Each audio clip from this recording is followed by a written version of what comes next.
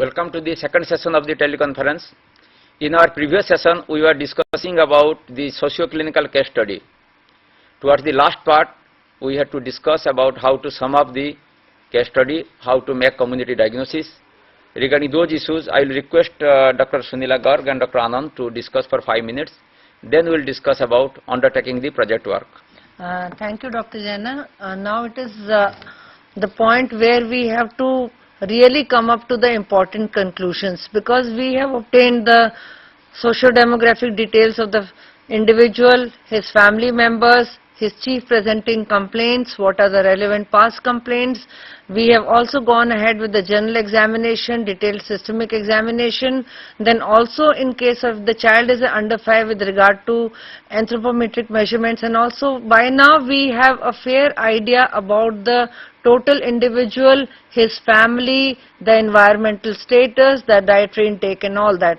Now provisionally, let's say on the basis of chief complaints, on the basis of systemic examination, detailed clinical examination, the person, our tentative diagnosis turns out to be a case of tuberculosis. Now which is also supplemented by relevant laboratory tests. Now we have to summarize the case. So we have to summarize what all are the important highlights in that particular case. That means on the basis of chief complaints, clinical examination, systemic examination, all the relevant findings in the history. So we have to make a comprehensive diagnosis, which will be in nutshell a summation of our clinical diagnosis on the basis of family diagnosis, on the basis of his socioeconomic status. So let's say he can be on a case of tuberculosis from a large size family where the overcrowding is present with poor socioeconomic status, and also if possible we can say that he or she is residing in urban slum area or a rural area. So that is where you have to take into consideration every parameter and say that this is to be highlighted in the summation of the particular case's diagnosis. Now next column says about the management. Management will talk about the detailed management part.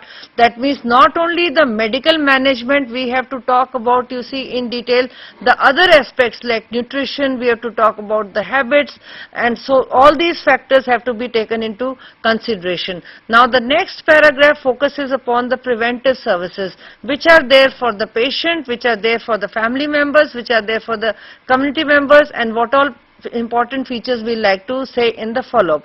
Now let's say about the patient, we have recommended that patient to the DOT center for further follow-up, but ultimately this patient has to be regularly monitored in terms of response and all that. Now what all preventive measures we recommend for the family? All the family members, they need to be screened for whether they are suspects of tuberculosis, and if there is a child who is below 1 year of age, that means infant is there, whether you see the preventive immunization has been given to it or not.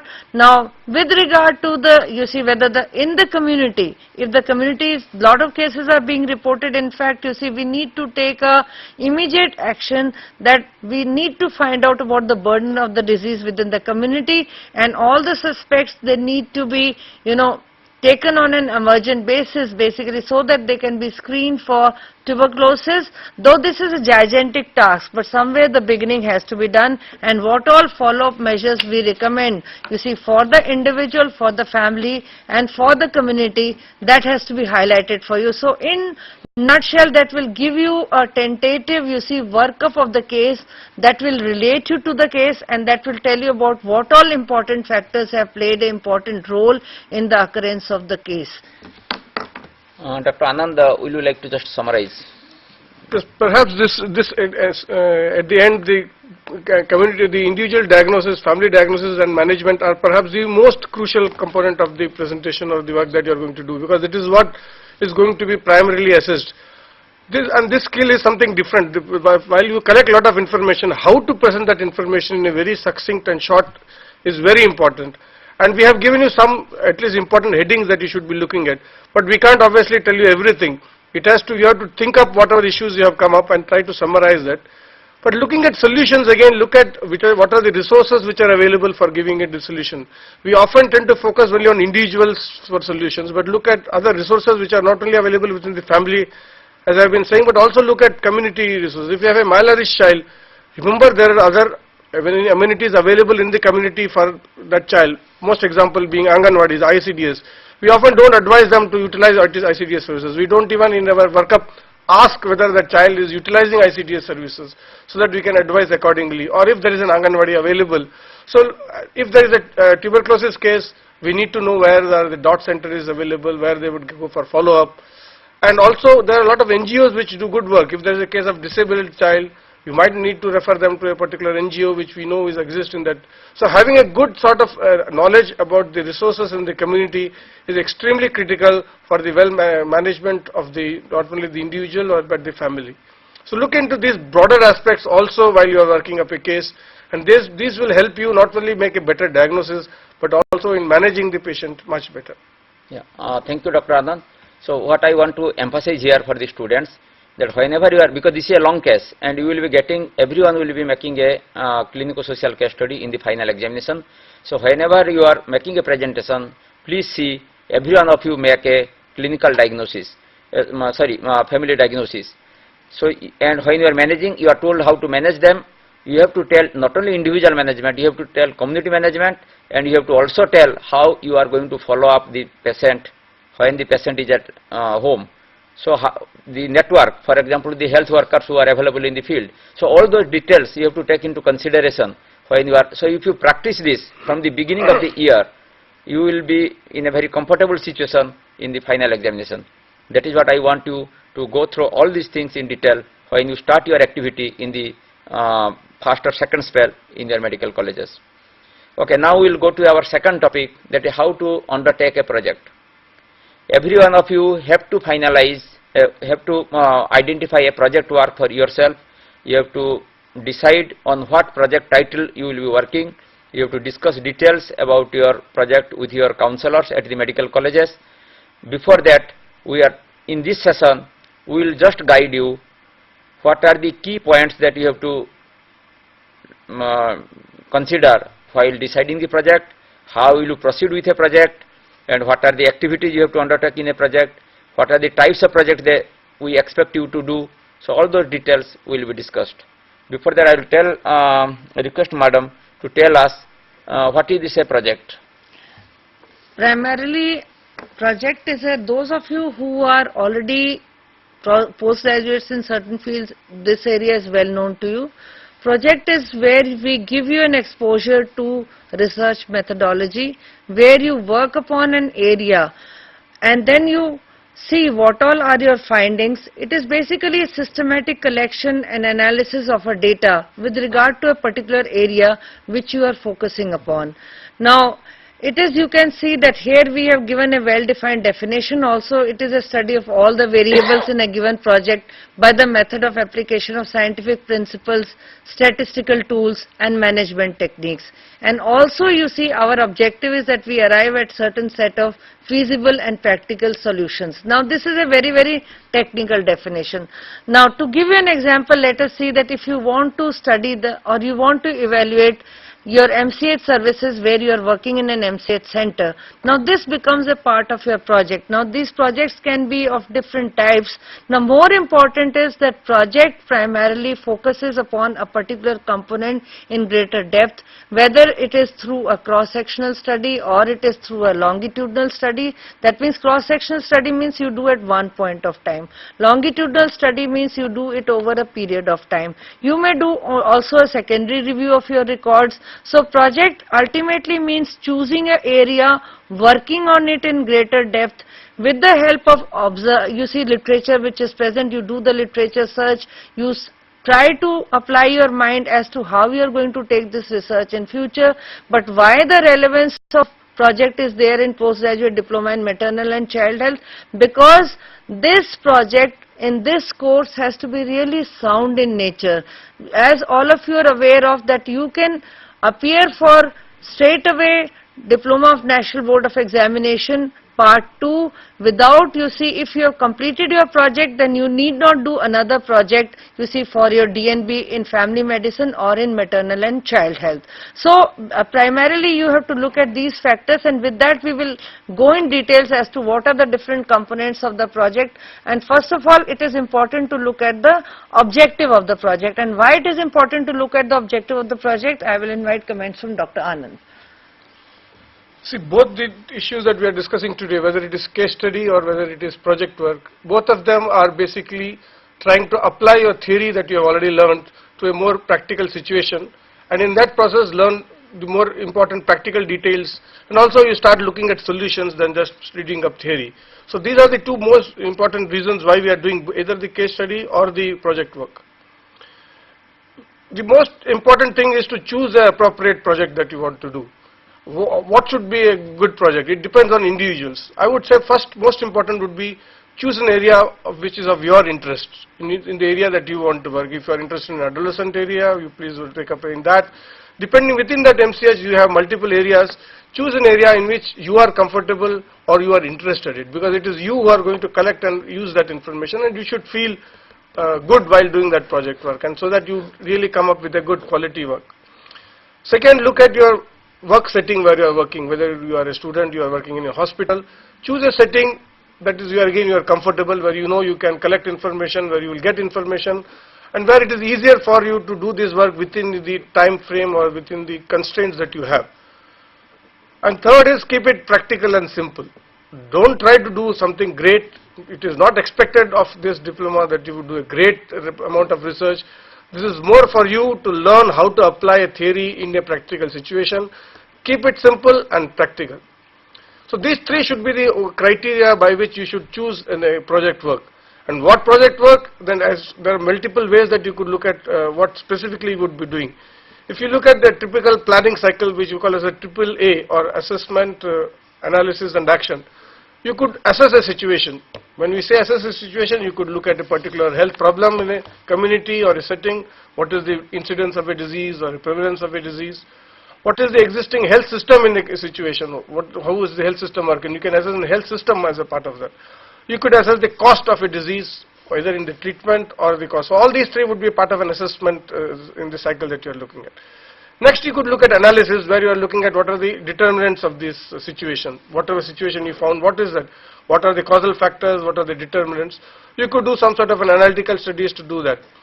But again, analytical studies are much more difficult studies to do. And then finally, you could look at doing some activity-based or action-based. You can plan and implement a short program. It could be an intervention program, or you could evaluate a program which is already going on. You could look at again cost of doing something. You could look at what is a reporting system. How is an MIS or a reporting system for a particular program really working? Is it really capturing the information that you are trying to do? Or you could look at again outcome indicators like coverage. What is the immunization coverage in a population? What is the coverage due to different MCH programs? So these are the different questions that you can ask. And again, which takes us to the first step in your project work, asking the right question. And I think I would ask Madam to take it from there. Yeah, I think now we'll take up that what is the objective of the project work and what are the basic steps of research. Madam, you can. Yeah, so first, as Dr. Anand has also pointed out, that it is important to know that what is your basic research question. Now let's take an example of that. You want to see the prevalence of anemia in women who are attending your under 5 clinic. So your research question has to be basically focused towards what is your project going to be. Or you want to see that what is, as Dr. Anand pointed out just now, you can do an intervention study. You know that there are a lot of anemic mothers coming. Now what is the impact of iron and folic acid supplementation on their hemoglobin levels? Or let's say you are working in a pediatric setting where you get children who are suffering from pneumonias or diarrheas or malnutrition. You can take a epidemiological study with regard to that direction. What are the socio-epidemiological factors? What are responsible for malnutrition?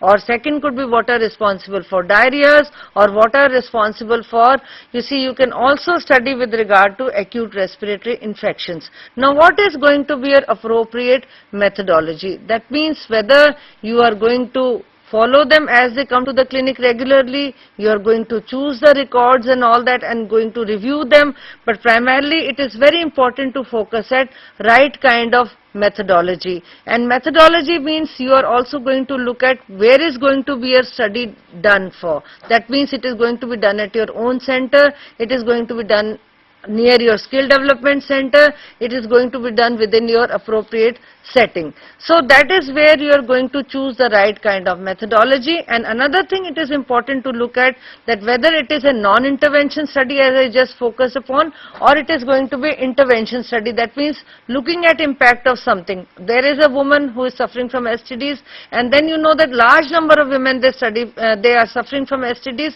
What is the importance of safe sex education on STDs? That is another thing which you can look upon. So ask the right question, choose the appropriate methodology, then you look at whether your study is going to be of interventional in nature or it is going to be non-interventional in nature. Now going further beyond this, we will have to look at some other steps primarily. That means they can be also non-interventional studies. If we look at, they can be exploratory in nature. That means we are in depth looking at what is happening with regard to that particular disease. We go in depth about that. Descriptive studies can be cross-sectional. That means we are looking at the prevalence of disease at one point of time. That means if we are looking at prevalence of diarrhea in Nand Nagari in under 5s.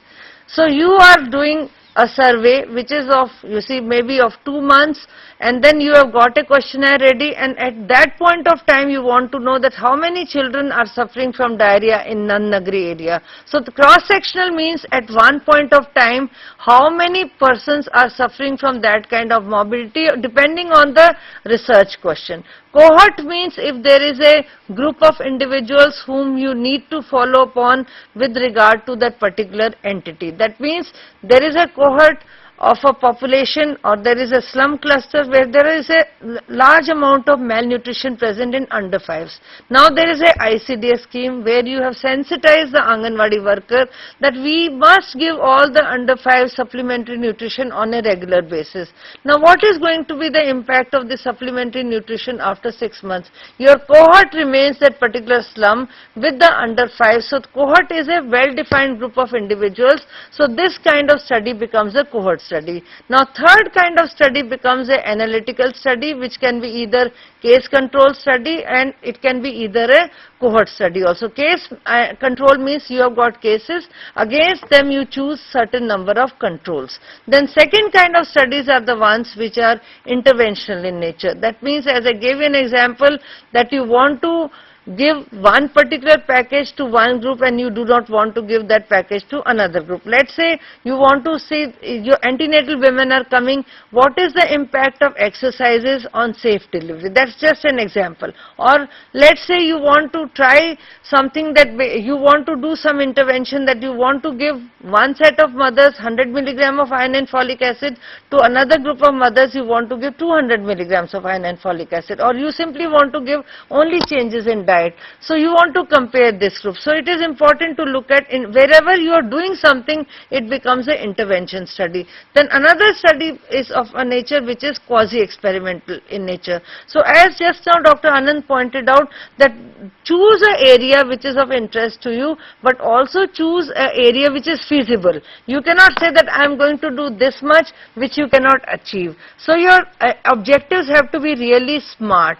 That means they have to be specific, they have to be measurable, they have to be appropriate, they have to be realistic, and they have got to be time bound. So smart is the word when you define your objectives. So Dr. Anand, I will like to basically that what kind of projects the student should be undertaking, what becomes feasible in nature, and they can do it realistically. This depends upon the setting from which you come.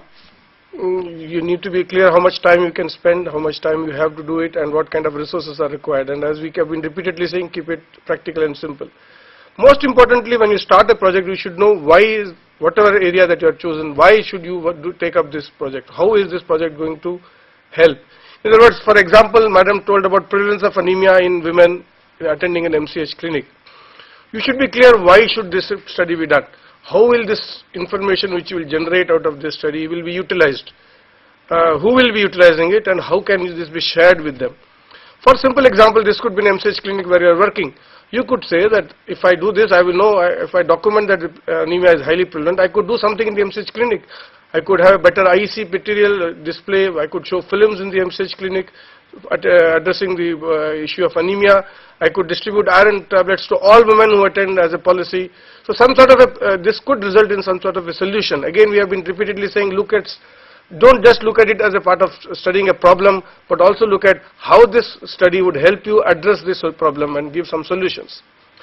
A good question should ask what, where, how, when, and whom.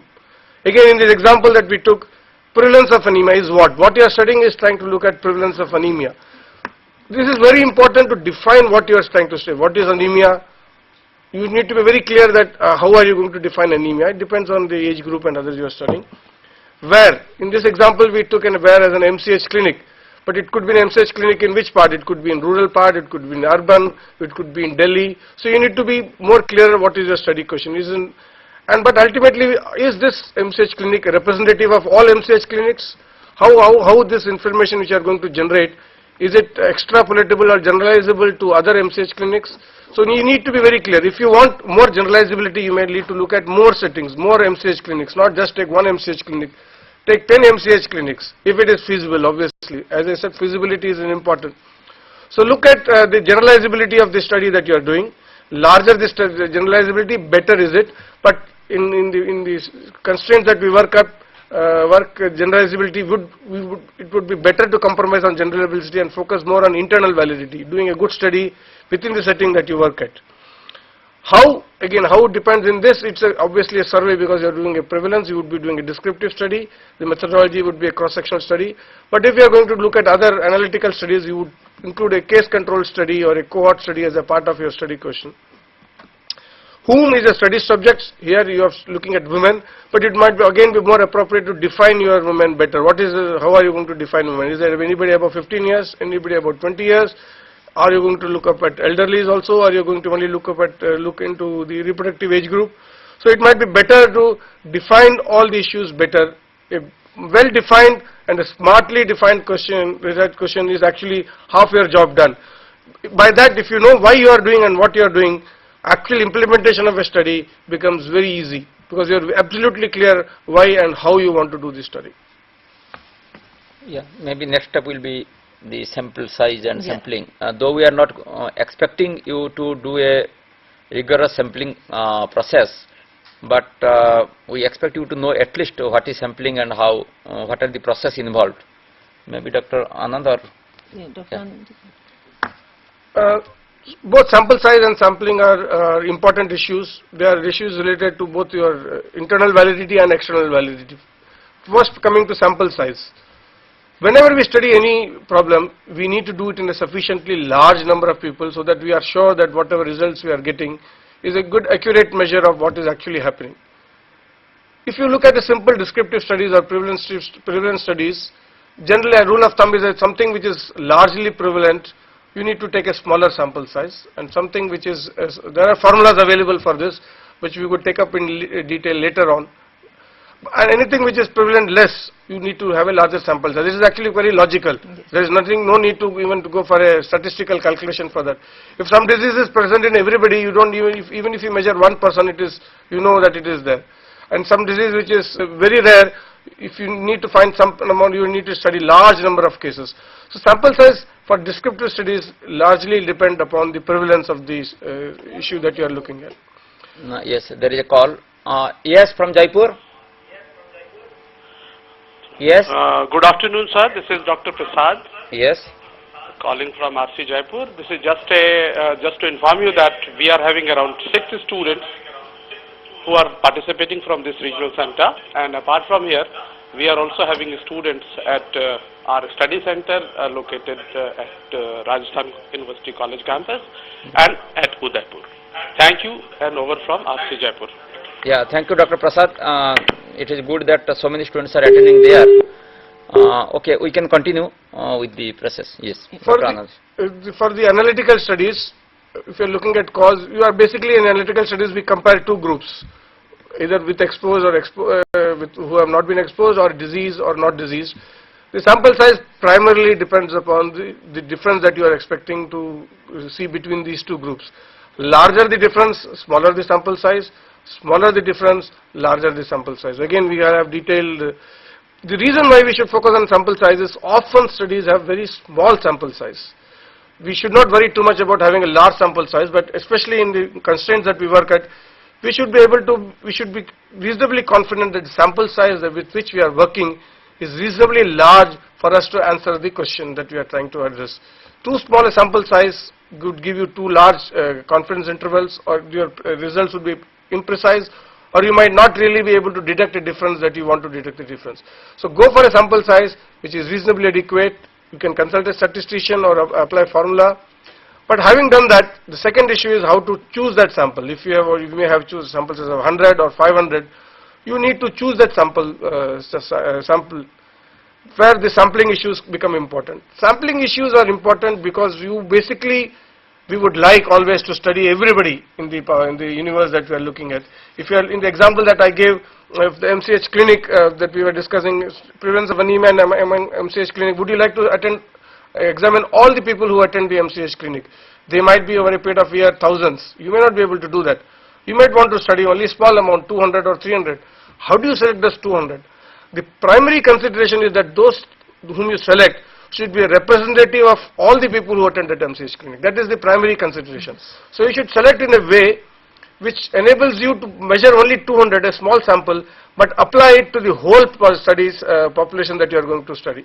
So depending upon what your sampling frame or the population to which you want to project, you choose a sample which is representative of that. There are various methods available for sampling. We will not go into the details. Depending upon the constraints and the setting that you work, we could go for different sampling strategies. The simplest being the simple random sampling, which in this case would be very difficult to apply because they are going to come over a period of time. Simplest in this example would be, say, choose every fifth, or do you know how many people attend your clinic? If you know, and you need, say, 200 and 1,000 people are attending, you know, if you take every fifth, that would cover the whole sample size. You will get the adequate sample size, and it would be reasonably representative of all the women that you are attending. So depending upon the setting that you work, you choose a sampling design which enables you to select a representative sample. I think I will stop at that for sampling and sample size issues. Another thing Yes. which is very important is also, it depends on, as Dr. Anand has very aptly pointed out, that it depends on the kind of project you see which we are looking at. Now there are certain projects which are operational in nature. That means you want to assess the baseline infrastructural facilities, or you can see the evaluation of MCH services, which is already given as an example in your project guide. If you want to evaluate your MCH services, then you ought to see that MCH services for this, how many centers. I think in a particular district, if you are working at in Delhi or in a particular state, you need to look at 3 or 4 centers. And here, Yes, madam. 1 minute. Yes, Jaipur. Sorry to interrupt you, sir, once again. Yes, Dr. This is just to inform you that all the students who are participating either at this regional center or Udaipur or at study center, none of them have received this study material. I would like to request you kindly to please look into the matter and please see that they receive their material in time, at least now, so that they can start working on their assignments. Thank you, and over from Yes. Jaipur. Yes, Dr. Prasad, I think I will now clarify. Material has not been sent till now because it has been delayed. I had communicated to some students. Now it is for information of everyone that the material will be dispatched by the end of this month. The part 1, whatever the material will be ready by that time. But for starting the first spell, please note, for starting the first spell, no material is required. So even if they have not received the material, first spell can be planned. We have already communicated this to the respective program study centers. They can go ahead with the first spell, in which the discussion will be on the projects, discussion will be on the IMNCI introduction, for which only the CDs are required, and there will be a 2-day workshop on adolescent health. So for this workshop and the introduction part, no material is required. So all the students can attend these spells without any hesitation once their program study center fix the date for their first spell. So I will request the students to contact their program study center, know when the first spell starts, attend it, and by that time they will receive the material of the first dispatch, and the further things they can know in detail by that time. Okay, Madam, you can continue. Yeah, so there, when we are looking at primarily the planning and implementation of various MCH programs in particular areas, so we need to look at only 3 or 4 MCH centers in depth and see that how basically what is available there with regard to MCH services at the moment, how frequently these MCH services are being held, with the help of whom, what the manpower is present, are basic facilities available like for recording weight, BP and all. So we must know that what is minimally recommended as per RCH program for the conducting an antenatal clinic and subsequently postnatal clinic and a under 5 clinic. So we need to compare against that. So these are some of the factors. So that these will vary according to the type of project which we are undertaking. Now coming to the next slide, which is there and which highlights very clearly that how to collect the appropriate data. We can use either the information which is based on the records already available. That means if you want to look at how many, you are going to study as to how many children are suffering from malnutrition now, but you need to have a look at record as to what was the figure available there in last few years and what all information was available. Then also you need to look at, you need to collect a questionnaire, you need to develop a questionnaire, and you need to, second thing is with the help of questionnaire you can go for collecting data with the help of that questionnaire. The questionnaires can be of 2 types, either you can directly interview the individual, second is that means you do face-to-face interviews. Now second is you can also administer written questionnaires, you can post to the individuals like say doctors of the particular who are responsible for particular MCH centers. They can give you an idea as to what all facilities are available. Now as I said that when you want to evaluate a particular facility, sometimes it becomes very necessary to do a direct observation of that facility also. So collection of appropriate data is very important, and accordingly when you have the data collected, whether with the help of records, whether with the help of questionnaires, that will give you a feel of the data, and that becomes very important that you are the person who is well versed with the data, and then it becomes very important to collect. You cannot collect everything possibly on earth. So whatever is relevant to your project, it is necessary to define your questionnaire very, very carefully, design it very carefully, pre-test it before administer the questionnaire to a particular individual, so that you can get not waste of information but appropriate information.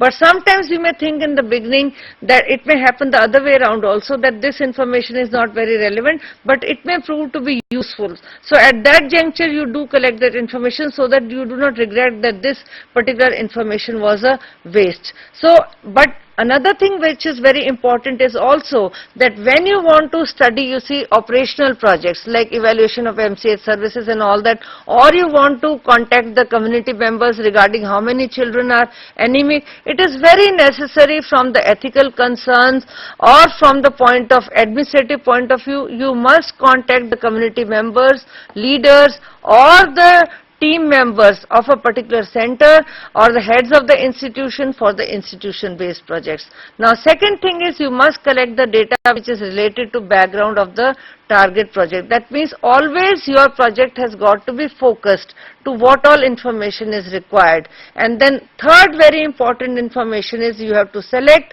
and finalize the tools and techniques. That means in the methodology you will spell out that what all things you designed. You designed a pre-designed, pre-tested questionnaire. So these selection of the tools is very, very important when you focus upon particularly for collecting the information, and it is also at times very important that you pre-test this questionnaire beforehand, that your questions sound to be relevant, the way of answering a question, so that you get appropriate answers. So at this point, Dr. Anand, if there is anything required in the methodology, otherwise we'll go ahead. Just, Madam gave you one acronym, SMART, so I give you another acronym which is KISS, which is keep it short and simple. Any tool that you are using, keep it short and simple. Remember your objective. We often have this habit of adding more and more questions because if we think that anyway I'm going to the house, why not ask this question also? So it's a general tendency for everybody to keep adding more and more questions to the tool that you're using. Please refrain from that. Be clear what your objective is and only ask questions related to that. Keep it short. Larger questionnaires or instruments result in a lot of problems with the respondents. Number two, like in sampling, we were more interested in generalizability issue, representativeness issue, whereas in methodology, in measurement, we are more interested in the validity issue. So remember that we should try to collect information which is valid, which means that you are collecting the correct information, which reflects the truth. For most of the tools that you are using, try to use available standard tools. You don't have to make your own tools for questionnaires. Many of them are already available, which are standardized and used in multiple other studies. For many of the NCDs, diagnoses or risk factors, you have available tools. For say evaluating an HIV counseling centers, there is an available NACO tool which says that this is how you will evaluate. So there are already available tools for most of the situations, and you use them rather than trying to design a new tool which will not be that good or that valid. You could also look at it, like in the example that we took, measuring hemoglobin. Hemoglobin can be measured with multiple methods. You can do a WHO scale, you can take a HemoQ, you can go for a Salis hemoglobinometer, you could go for a much more complicated methods of using a cyanomethemoglobin method. All of them are appropriate. Depending upon what you want to do and this resource constraints, you choose and be explicit that this is the method that I am going to be used. There is nothing right or wrong in these because they all have been validated tools. And finally, do spend some time looking at quality of data you are going to collect, especially if you are going to use mothers also to collect the data. There is a need for training and standardization. Just using other tools, standard tools, does not mean that you are going to collect a standard information. You have to also use those tools in a standard way which is mentioned in those manuals. I think that would be the most important from the methodology, data collection point of view. Yeah, I will just caution Madam that we have only 5 minutes left. Yeah. So maybe you can quickly tell the steps, then we Yeah. can tell the Gnat chart and other things quickly. Yes. Yeah. Once you have pre-designed and pre-tested the questionnaire, then we go for data collection, and this data has to be timely analyzed. So that second point says that tabulate the data collected and record your observations. Then you enter this data. It is better to enter it on an Excel sheet or enter in an appropriate statistical package. But remember that your data should be clean. There should be no duplication and all that. And then analyze the data.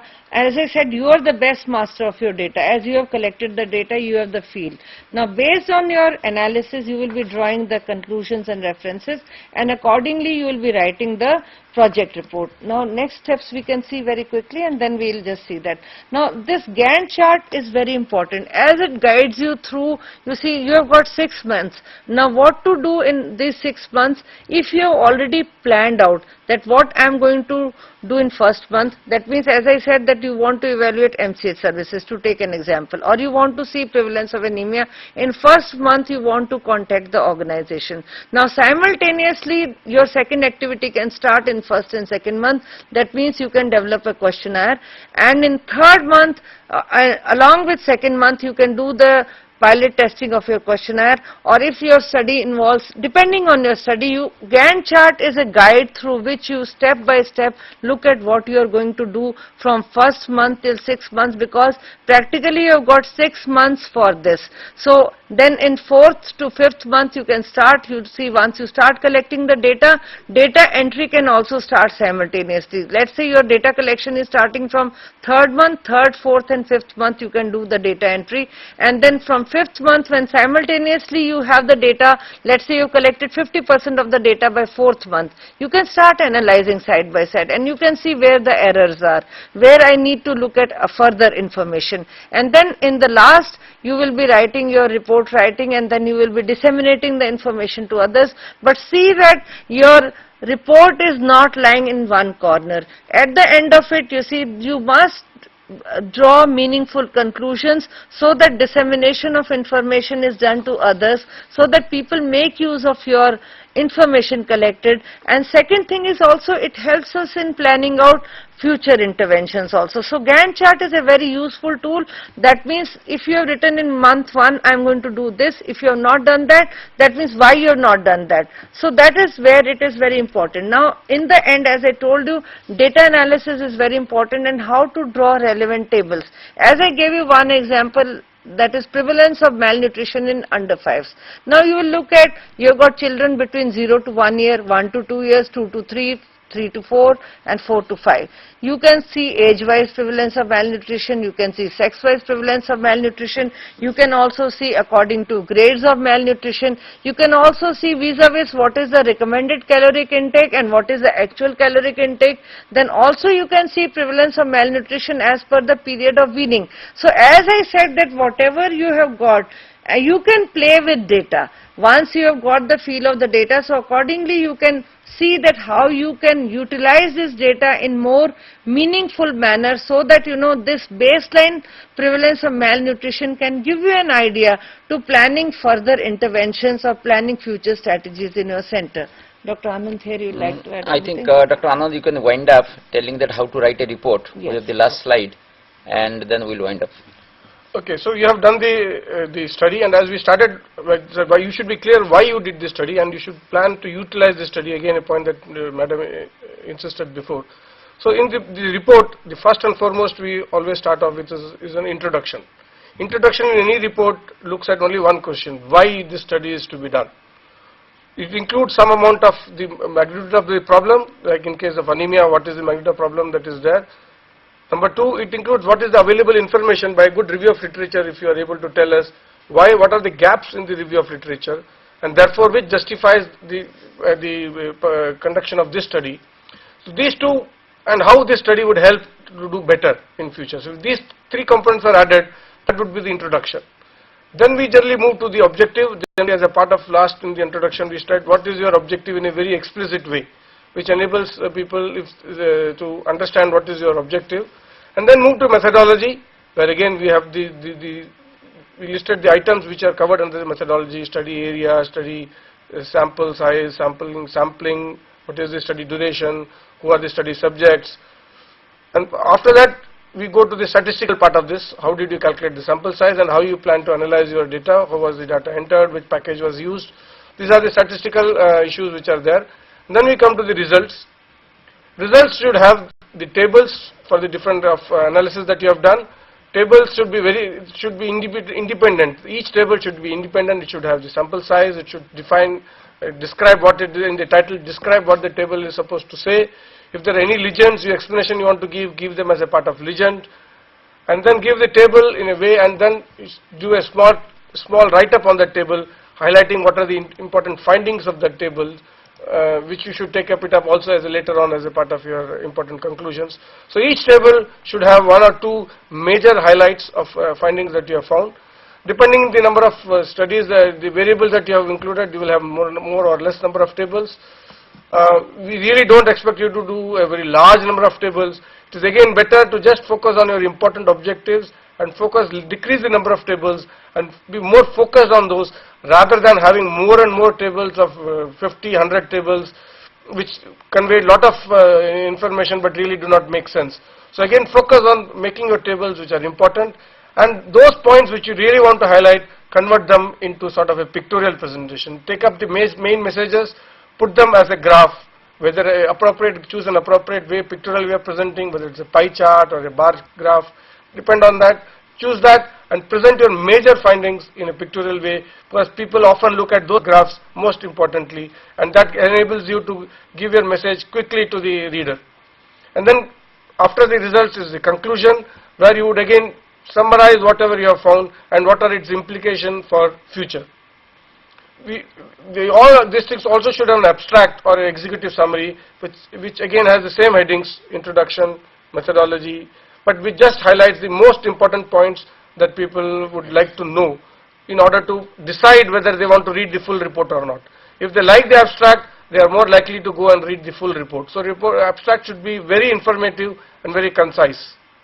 And finally is the bibliography or the references that you have used in preparing the reports. Thank you, Dr. Anand, for nicely summarizing the thing. I thank all the viewers. I thank Dr. Sunila Garg, Dr. Krishnan Anand being here, and I thank all the viewers. Please be with us. We will be coming again at 1 p.m. and our next topic will be on adolescent sexuality, and you will be having a 2-day workshop on adolescent health in the FASPEL itself, and this part will be part of that FASPEL.